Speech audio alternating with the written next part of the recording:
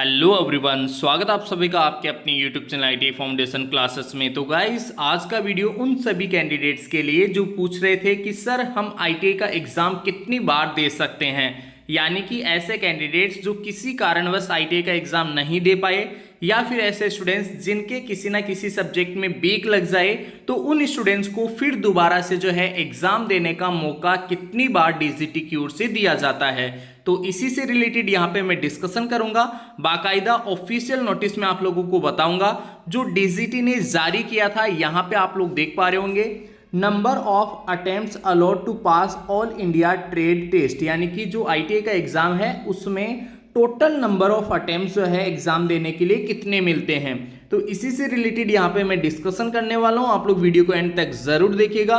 और दोस्तों, यदि आप लोग फर्स्ट टाइम हमारे इस यूट्यूब चैनल पे हैं तो इसे सब्सक्राइब करें, साथ ही साथ बेल आइकन का बटन को जरूर प्रेस करें, ताकि आईटीआई से रिलेटेड सभी यूजफुल वीडियोस, चाहे वो आईटीआई एग्जाम से रिलेटेड हो, आईटीआई रिजल्ट से रिलेटेड हो, या फिर आईटीआई जॉब से रिलेटेड, रेगुलर आप सभी तक पहुंच सकें। तो दोस्तों, स्टार्ट करते हैं आज का वीडियो। यहाँ पे स्क्रीन पे गाइस, ये जो लेटर आप लोग देख पा रहे हो, ये डीजीटी की ओर से जो है जारी किया गया था।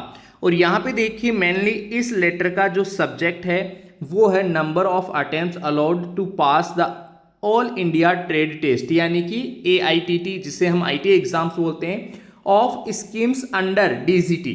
डीजीटी के अंडर में जितनी भी स्कीम्स के अंतर्गत एग्जाम होते हैं, जैसे कि सीटीएस वाला होता है गाइस आईटीआई स्टूडेंट्स के लिए, और फिर सीआईटीएस, आईटीआई के बाद में सीआईटीएस किया जाता है। इसके अलावा फ्लेक्सी एमओयू, ठीक है, ये आप लोगों के यूज वाले कोर्सेज है नहीं फिलहाल। सीटीएस या फिर सीआईटीएस जनरली आईटीआई स्टूडेंट्स करते हैं, ठीक है। तो इन स्टूडेंट्स के लिए टोटल नंबर ऑफ अटेम्प्ट्स, यानी कि कितनी बार आप एग्जाम दे सकते हो, इसी से रिलेटेड यहाँ पे देखिए ये लेटर जारी किया गया है। अब मोस्ट इंपॉर्टेंट चीजें जो है वो इस लेटर में से मैं आप लोगों को बता देता हूँ। देखिए यहाँ पे सबसे पहले तो, it has been decided to conduct the supplementary examination at a more frequent intervals, यानी कि यहाँ पे ये डिसाइड किया गया है कि जो सप्लीमेंट्री एग्जाम्स हैं वो मोर फ्रिक्वेंट इंटरवल्स, मतलब जो है कुछ समय के इंटरवल के बाद में ही जो है एग्जाम्स कंडक्ट करवाए जाएंगे। ये डीजीटी ने जो है यहाँ पे डिसाइड किया है। अब आगे देखिए, यहाँ पे मोस्ट इंपॉर्टेंट जो चीज़ है कि कितनी बार हम आईटीआई के एग्जाम्स दे सकते हैं। तो फर्स्ट पॉइंट में यहाँ पे लिखा हुआ है, trainees will be allowed to appear in all India trade test for total 4 attempts only, यानी कि किसी भी आईटीआई कैंडिडेट्स को टोटल जो है, टोटल 4 अटेम्प्ट के लिए एलिजिबल किया जाएगा, 4 अटेम्प्ट के लिए जो है अलाउ किया जाएगा आईटीआई एग्जाम्स में बैठने के लिए। अब वो जो 4 अटेम्प्ट्स है वो किस तरीके से होंगे, यहाँ ब्रैकेट में लिखा हुआ है 1 regular and 3 consecutive supplementary examination, यानी कि एक तो आपको जो है मेन एग्जाम के लिए अलाउ किया जाएगा, और 3 बार जो है आप लोगों को बेक एग्जाम, यानी कि जिसे हम सप्लीमेंट्री एग्जाम कहते हैं, री एग्जाम कहते हैं, इस एग्जाम के लिए जो है आप लोगों को 3 बार अलाउ किया जाएगा।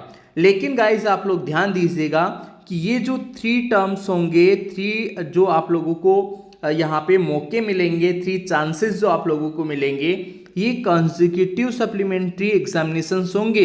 कंसेक्यूटिव का मतलब है यहाँ पे लगातार, लगातार, ठीक है। अगर मान लो सपोज दैट आपके एक भी आपका चांस अगर मिस कर दिया आपने, तो वो फिर आप लोगों का जो है काउंट हो जाएगा। आप चाहे उस समय बेक एग्जाम दिए या फिर न दिए, वो आप लोगों की प्रॉब्लम है। डीजीटी की तरफ से जो है वो चांस जो है वो काउंट किया जाएगा, और आप लोगों का एक मौका जो है वो कहीं ना कहीं आप खो दोगे, ठीक है। तो यहाँ पे देखिए, थोड़ा सा मैं और स्पष्ट तरीके से समझाना चाहूँगा कि जैसे सपोज दैट आप लोगों ने 2025 में एक बार आपने मेन एग्जाम दिया, ठीक है, तो आप लोगों को 3 बार जो है बेक एग्जाम देने का मौका मिलेगा।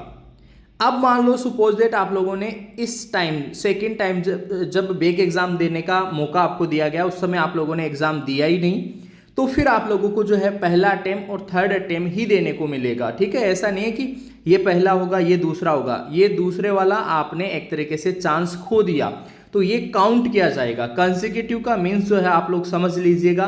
कई स्टूडेंट्स ऐसे बोलते हैं कि सर हमने बेक एग्जाम फॉर्म भरा ही नहीं, तो हमको तो मौका मिला ही नहीं।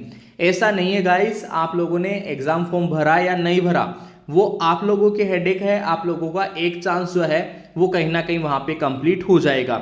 जैसे सपोज दैट अगर 2025 में अगर आप लोगों ने मेन एग्जाम नहीं दिया तो मेन एग्जाम का जो अटेम्प्ट था वो कंप्लीट हो चुका है। अब आप लोगों के बेक एग्जाम के जो 3 चांसेस है वही आप लोगों के लिए बचेंगे।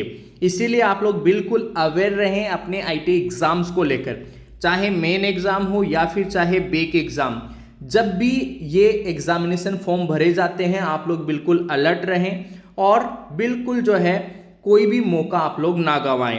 प्रत्येक चांस को जो है आप लोग जो है उसमें पार्टिसिपेट करें और एग्जाम दें, ठीक है। तो इस तरीके से जो है आप लोगों को टोटल 4 अटेम्प्ट दिए जाते हैं, ठीक है। आगे के पॉइंट्स जो है वो इतना इंपॉर्टेंट है नहीं। हाँ, इसके अलावा जो है यहाँ पे ये बताया गया है कि आप लोगों के जो बेक एग्जामिनेशंस है वो मेन एग्जाम का रिजल्ट कंप्लीट रिजल्ट जैसे डिक्लेयर होगा तो उसके 3 महीने के बाद जो है लगभग आसपास जो है आप लोगों का बेक एग्जाम डीजीटी की ओर से लिया जाएगा। ये कुछ एक इंपॉर्टेंट चीजें थी बेक एग्जाम टोटल अटेम्प्ट्स को लेकर। तो बहुत सारे स्टूडेंट्स के डाउट्स भी थे, कंफ्यूजन भी था कि सर बेक एग्जाम देने का मौका कितनी बार मिलता है। तो आई होप कि आप लोगों का ये जो डाउट था टोटल अटेम्प्ट्स को लेकर वो क्लियर हुआ होगा। फिर भी अगर आप लोगों के माइंड में किसी प्रकार का कोई डाउट रहता है तो आप लोग जो है इस वीडियो के कमेंट सेक्शन में कमेंट करके हमसे पूछ सकते हैं। तो फिलहाल दोस्तों आज के इस वीडियो में इतना ही, मिलेंगे आपसे नेक्स्ट वीडियो में। तब तक के लिए आप सभी को बहुत बहुत धन्यवाद।